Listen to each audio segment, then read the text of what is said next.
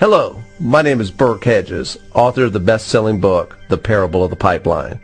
I open my book with a story about Pablo and Bruno, who take two very different paths in their quest for financial independence.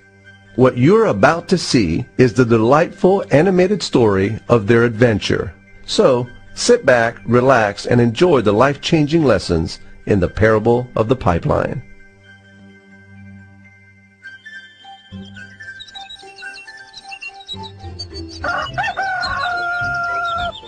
Far away, in a small village, near a beautiful valley, lived two friends, Pablo and Bruno.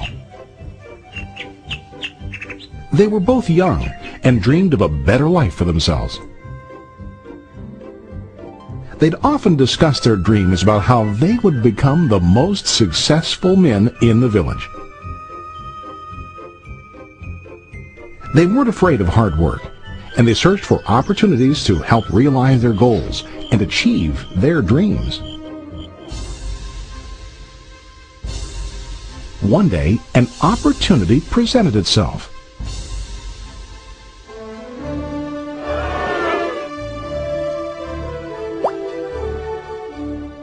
The mayor of the village decided to hire two people to bring water from a spring up on the mountain, across the valley, back down to the village. They were to be paid based on the amount of water delivered to the village. Bruno and Pablo enthusiastically got to work. Every day, from morning till evening, they carried buckets to and from the spring.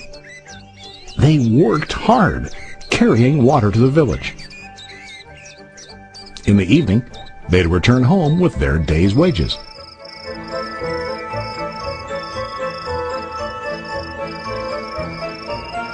Bruno was satisfied with his work and the money he earned. He was sure that with this work he could achieve his dreams. Bruno thought that to increase his wages he could use bigger buckets to bring more water each trip.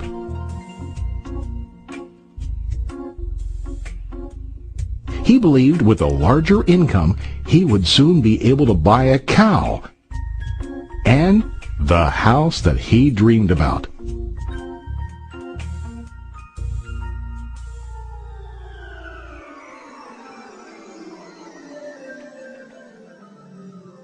Now Pablo was not satisfied.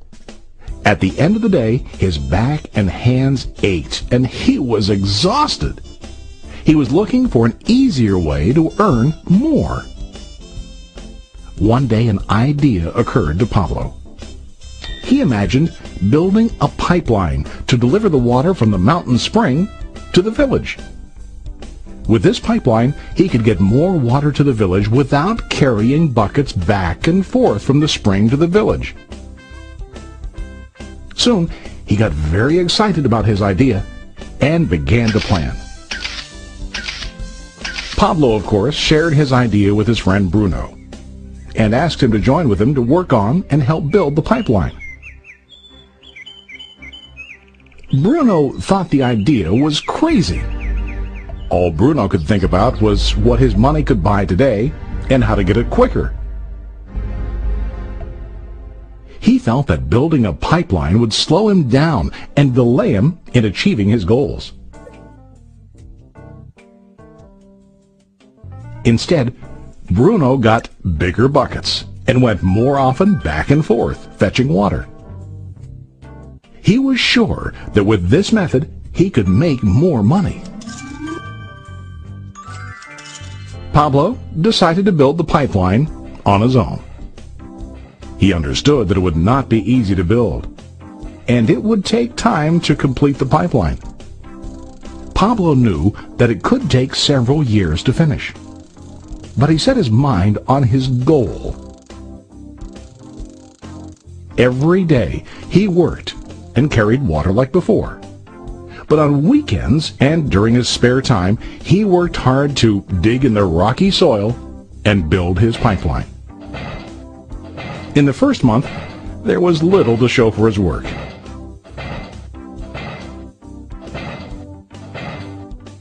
Bruno and the villagers laughed and teased him.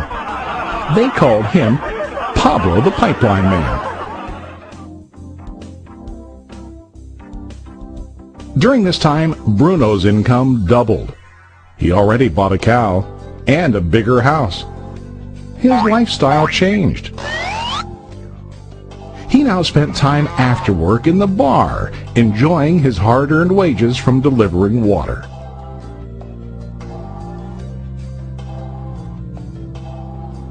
What Bruno didn't realize was that his body was starting to stoop from carrying the heavy buckets every day.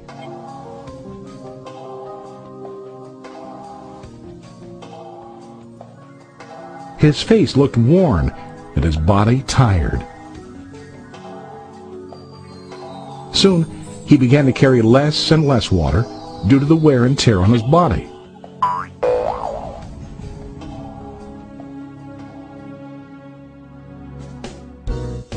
Month after month, Pablo worked. Soon a year passed, and then a second year.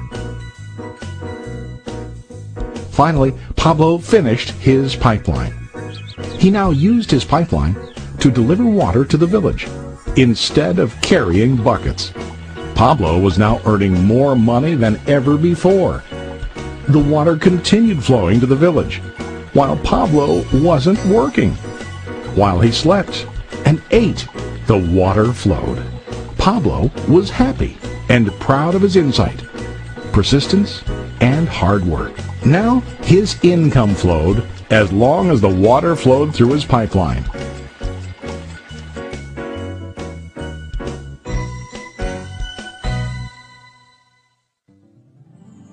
The story of Bruno and Pablo is a reflection of life. Their jobs symbolize what most people do to earn money. Bruno gets his money using buckets. He goes back and forth, carrying his buckets from the spring to the village in exchange for money. To increase his income, he either has to go more frequently to the spring or to use larger buckets. It's common in real life to increase our income by working harder. For example, working overtime or getting a second job. We also increase the size of our buckets by accepting a higher paying position, which often includes spending more time on the job. Most of us exchange time for money like Bruno. We know that every person has only 24 hours in the day and that it's not possible to use all our time to work. The most difficult time comes when we can no longer exchange time for money due to age, health, or other reasons. Then, our income stops. Now let's review what Pablo did. Very wisely, Pablo did not exchange all of his time for a limited income, but he used some of his time to build a pipeline. He knew that the pipeline would bring ongoing income as long as the water flowed.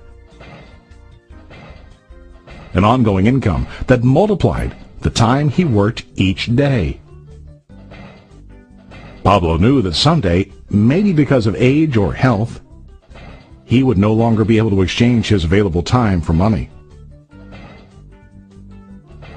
Pablo knew that if he could make his idea of a pipeline work, then he only has to do the hard work of building the pipeline. After the pipeline was completed, Pablo was able to monitor and maintain the flow of water to ensure that his income will continue.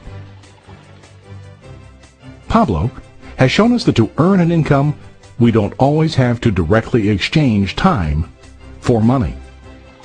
There really are better ways. How about you? Are you still like Bruno, who directly exchanges time for money? Or do you want to be like Pablo, building and maintaining a pipeline for ongoing income? If you are interested in the idea of building your own pipeline, contact the person who lent you this presentation. You can start building your pipeline today.